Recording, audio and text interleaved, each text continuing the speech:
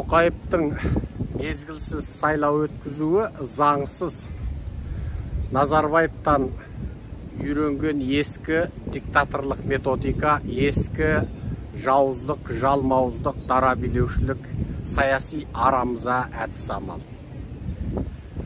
19-да 20 миллион қазақ халқының құқын таптау.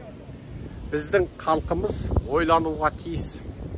Не үшін азғантай, саусақпен санарлық, ат төбеліндей осындай арамзалар тұтас 20 миллион халықтың бағын байлауы керек? Неге бұлардың айтқаны болу керек? Неге халықпен есептеспейді? Бұлар бақыттан басайланып, байлықтан бастарайланып, бүкіл қазақты тонап, ұлы қыздары, бүкіл әулеті, дүниедегі ең бай, адамзаттық деңгейдегі ең бақуатты тұлғаларға айланып өмір сүреді.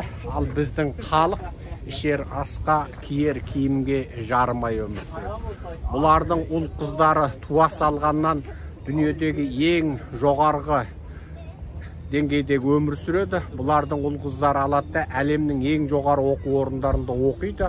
Ал бұлардың шын мәнінде ашып отырған бір өндірістері, бір зауыттар, бір тірліктері жоқ. Жасап отырған бір бизнестері жоқ. Бірақ бұлар айтады, тап-тазамын, айлықтан басқа ештеңкем жоқ дейді. Анығында бұлардың офшорлық есепшоттары жарияланып жатады. Ұрлап жырлағаннан тапқан байлықтарының бәрі дүниеге жарияланып жатады. Ешқандай жауап бермейді, жауапқа тартылмайды. Халықта солай болуға тиіс деп үйреніп қалған. Сөйтіп, соның бәріне көнеді. Енді мен таңырқап отырмын. Айналайын қазақ халқы. Осы сұмырайларға не үшін көнуге тиіспіз? Неге мына айналамыздағы мына қырғыз бауырларымыз міне қаншама жалмауыз жауызды қуып шықты, құлатты. Солар мысалы жегісі келмей ме? Олар да сәбеттен қалған сұмырайлар. Олар да коммунистік партияның тәрбиесін көрген жалмауыздар, қанішерлер, кәдімгі іблістер. Мына біздің мына сұмырайда кәдімгі сәбеттен қалған қанішер, жалмауыз, компартияның, КГБ-ның әбден фильтрінен өткен нағыз адамзаттың жауы бұлар. Осыларға неге көнуге тиіспіз? Неге бір жақсы өмір сүруге болмайды?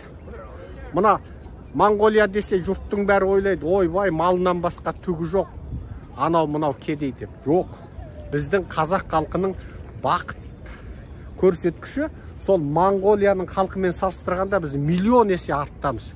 Монғолдар бізден миллион есе бақытты. 3 миллионға жетпейтін халқы бар Монғолия. Бүкіл есеп, қисап, бүкіл табыс, барлық мемлекеттің барлық бүкіл жаңағы табыс көздерінен түскен есеп қисабы бәрі ашық. Ештеңке құпия емес. Кәдімгі ауылдық, аудандық әкімдерге дейін ашық сайлау болады. Кәдімгі министрлер өздерінің кім екендігін дәлелдейді. Депутаттар бәрі өзінің кім екендігін дәлелдейді. Ешкім тағайындау деген болмайды оларда. Президенттер қандай жаңа қырғын бәсекеменен керемет жаңағы жанталаспенен барып президент болады. А бізде сондай бір нәрсе көрдіңіздер ма? Жоқ, көрген жоқпыз. Неге солай болу керек? Иә, Монғолияның Улан-Батырында қабат үйлер толы жаңа қаласының ішінде жер үйлеріне киіз үй тігіп алып отыр. Қаладан бір жарты сағат, бір сағат жүрместен киіз үйлі жайлаулары бар. Бұлай қарасаң Алматы сияқты, Астана сияқты бір үлкен жаңа мегаполис жоқ сияқты. Бірақ халық бақытты. Халық бақытты. Еуропада ғана құрттай мемлекеттерді қараңдар. Голландия жаңағы, Швеция, Швейцария, Норвегия, құрттай елдер бар. Анау Люксембург. Сол елдердің халықтары, солардың оқу-тоқу деңгейі, білімі, алған білімі, сол біздің осы қазақ халқынан сұмдық керемет жоғары емес. Бар болған олар саяси сауатты болып отыр. Олар жаңағындай зұлымдыққа, ұрыл-қарлыққа жол беріп тұрған жоқ олар. Міне, содан барып, міне өзгеріс деген содан шығады. Мен айтатыным, айналайын қазақ халқы. Оянайықшы. Мына зұлымдардың барлық көрсетіп отырған алаяқ сұмырай жоспарларына жоқ дейікші, қарсы тұрайықшы, күресейікші.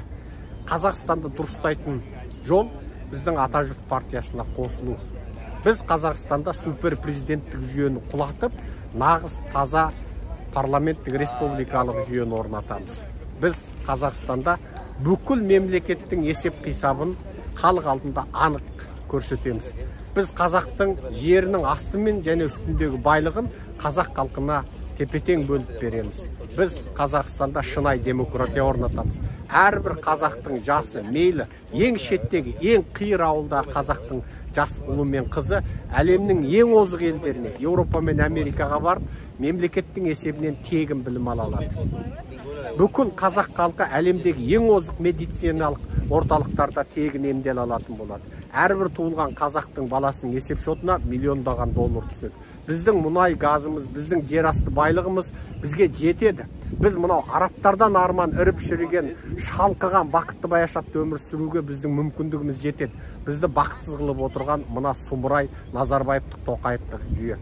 Осы сәбет сасыған, орыстың КГБ-сінің фильтрінен өткен халықтың жауы, адамзаттың жауы, мынау екі аяқты ібіліс, екі аяқты шайтандарды, киімді шайтандарды құртпайынша ешқашан бақытты өмір сүрмейсің қазақ. Оян қазақ, біздің Атажұрт партиясына қосыл.